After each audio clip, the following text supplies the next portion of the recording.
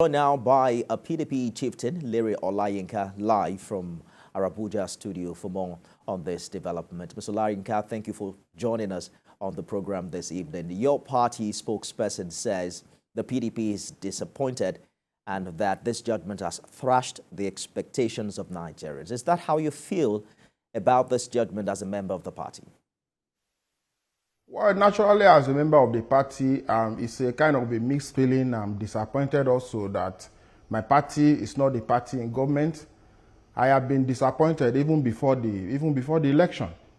So if the party as it is now, felt disappointed yesterday, maybe their own disappointment came months after our own disappointment. I've said it here, that PDP never prepared to win the election. So when you did not prepare to win an election, you actually did not win.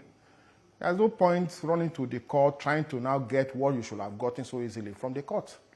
So I'm disappointed. I am unhappy that my party that ought to be in government, that I know that even the President Bola Ahmed Tinubu will know by himself that if PDP had gotten its ass together before the election, he won't be the president today. So he's a president of Nigeria today, courtesy of what PDP ought to do that PDP did not do.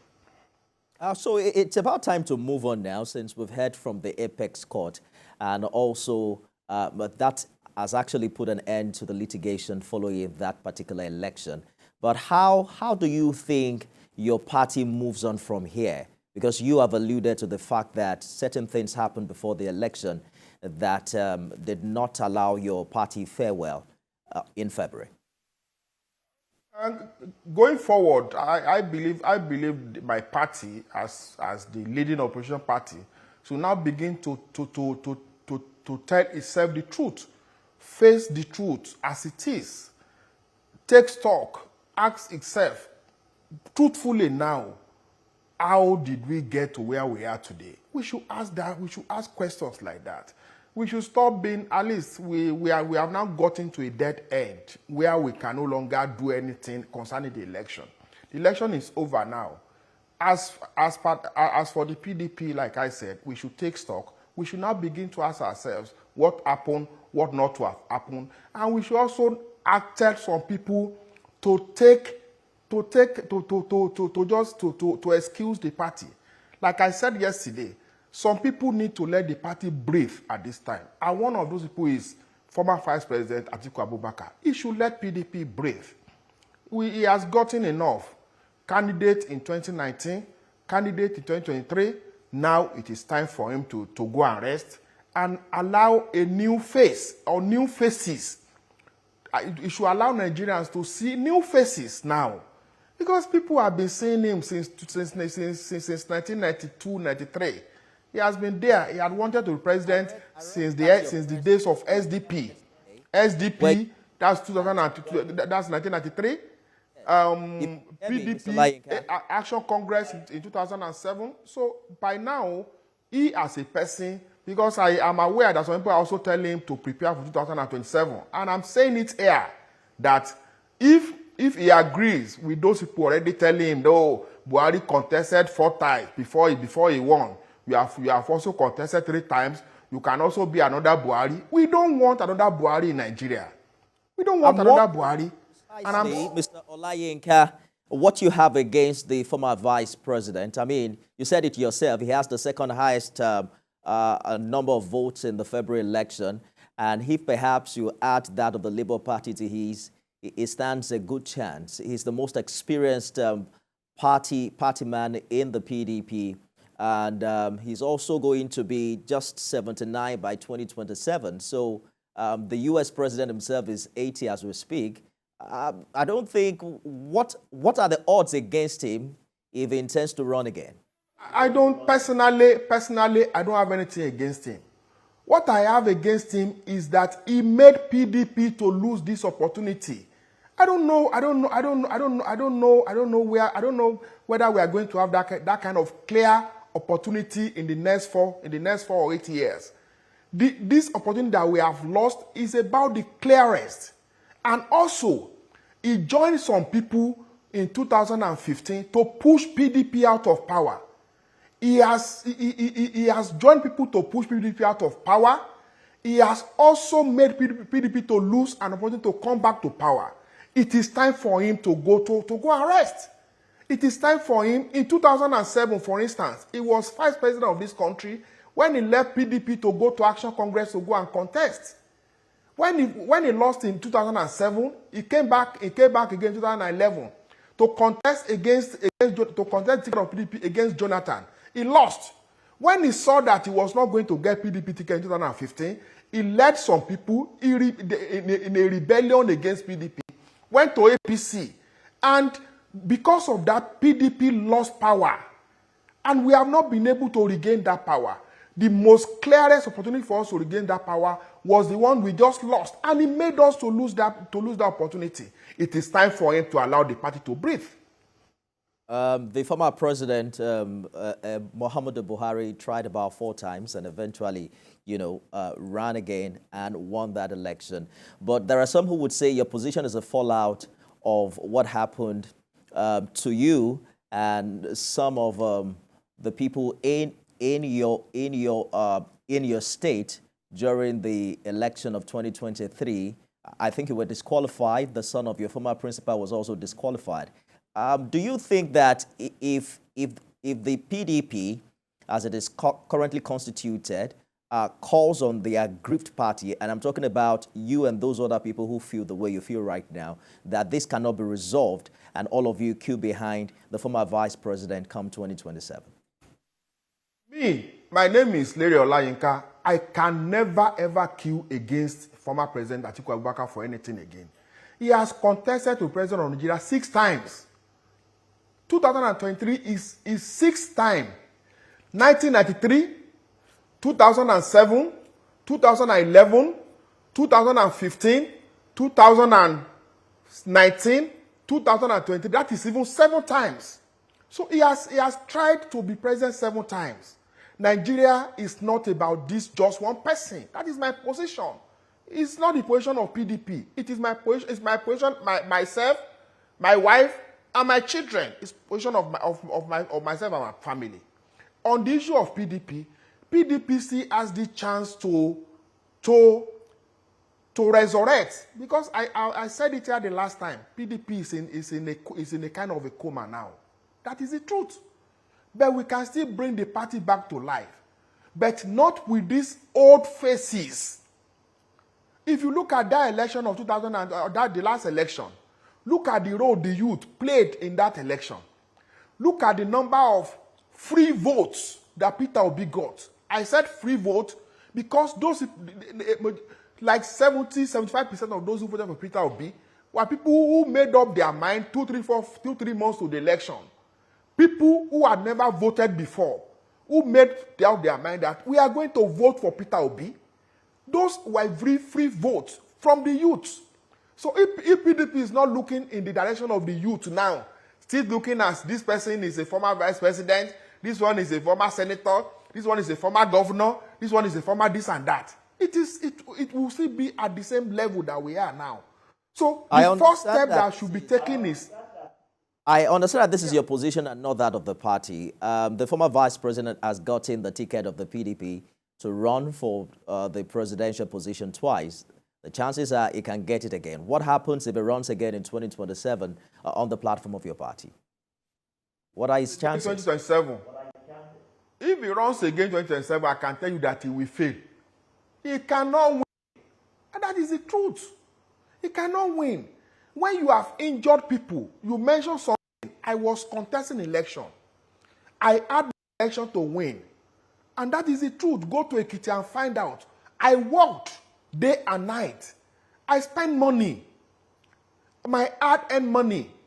And you woke up 4 weeks to election because I was supporting Wike. I was in Wike group by virtue of me being with Alhaji Fayose. I am with Alhaji Fayose and I will be with him as long as I'm in politics. Because I'm not the kind of person that will be with you today and be with another person tomorrow. I am a clear conscience person, clear-minded person.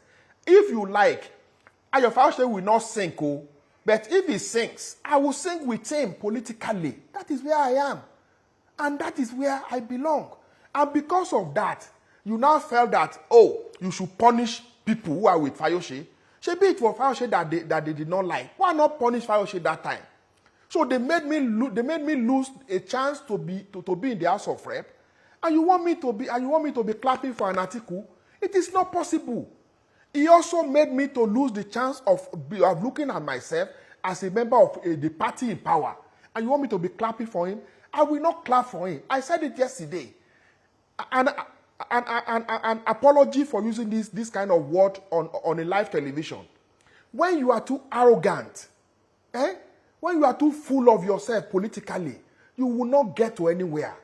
And we are today in PDP. Here's the point I just want arrogance to of someone. To, Mr. Olayinka, is the fact that the position of some of you prior to the February 25th, 2023 presidential election was considered by the PDP as an anti-party activity. The fact that you publicly supported another candidate that wasn't the candidate of your party. But as the PDP reached out to those of you on the other side, and how are you reintegrated into the party? Because you seem to be more involved with the APC government, so to speak. I am not involved with the APC. I'm not in APC. I'm in PDP. Well, the party former suspended Rivers me. State governor that you mentioned. The party, listen. The party suspended me as a candidate. The party expelled me as a. I went to court. The party hired lawyers, including Senior Advocate of Nigeria. They paid millions of naira to defend my suspension. And when they were suspending me, they didn't call me to ask me, oh, what did you do? Up till now, the party has not called me to tell me these are the evidence of your anti-party. As I speak to you, I did not do any anti-party. I was contesting election.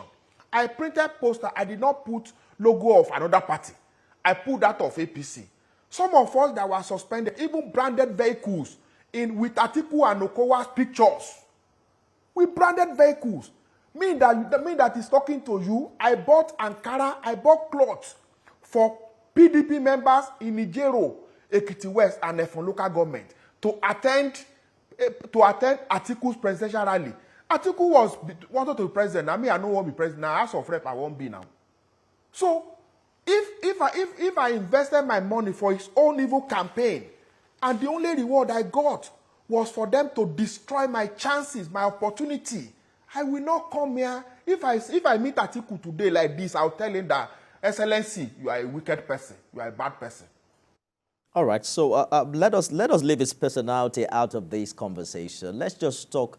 Let us speak to what you consider the role of the opposition, because from what I've heard from you, it seems like you still stand suspended from the PDP. But how you've heard what the Labour Party said, they've called this a miscarriage of justice. The PDP is also not quite pleased. But I just want to know how you think the opposition can play a role in the next 3 years thereabout. First, let me correct this expression. The court nullified my suspension 2 days to the election. 2 days to my election, there was a court judgment telling the PDP that your suspension of these people, myself and 5 other persons, was illegal. So the suspension has been nullified. It is no longer existing. Opposition will play its roles, but opposition must first purge itself. Opposition must first of all look at itself, put itself on a good stead first. The platform on which we are operating now is shaky. So the first thing we must do is to call ourselves. If you have offended me, be honorable, be sincere enough to say sorry. Like I'm saying here, PDP injured me. PDP offended me. PDP must be honest enough, honorable enough to tell me, Lere, you tried, you sacrificed for this party. You took risk for this party. We did not treat you well. We are happy. We are sorry. PDP should be able to face Ayodele Fayose, because when some of these people, including Atiku, left PDP, who will remain with the party? The wickets of this world, the Fayoses of this world, all of a sudden, you now took them as enemies of the party. PDP should be able to face Wike and tell him sorry. PDP should be able to tell Governor Makinde, PDP should be able to tell all other governors, including Fayose, that we are sorry. Until we do that, we will remain the way we are. We cannot, because in Yoruba, egbo ki jina mo egbe. Egbo, wound cannot heal when it is not clear enough. So the wound of PDP will heal when we come together and tell ourselves, oh, you ought not to have done this yesterday. You did it. Okay, I am sorry. I will not do it again. We ought not to have done this to you. Okay, we are sorry. We will not do it again. Until we do that, we'll continue like this. And 4 years or 3 years is like tomorrow. Another election is like tomorrow. So PDP should start now. All right. PDP, if the party wants to remain as a party to be reckoned with in 2027, it should start now. All right, we'll see how it plays out for the opposition People's Democratic Party and whether or not we'll see some reconciliation in the coming days. PDP Chieftain Lere Olayinka live for us at our Abuja studio. Thank you for talking to us on the program. You're welcome. Thank you very much for having me. It was the late Justice Oputa who said the Supreme Court is final, not because it's infallible. He says rather we're infallible because we're final. It seems the final whistle has been blown as to the presidential election that held February this year. It's about time to look forward and to also hold this administration accountable for all its electoral promises. That's our program today. You can watch it again at midnight and at 6 a.m. tomorrow morning. I am Nifemi Oguntoye. Do have a wonderful weekend.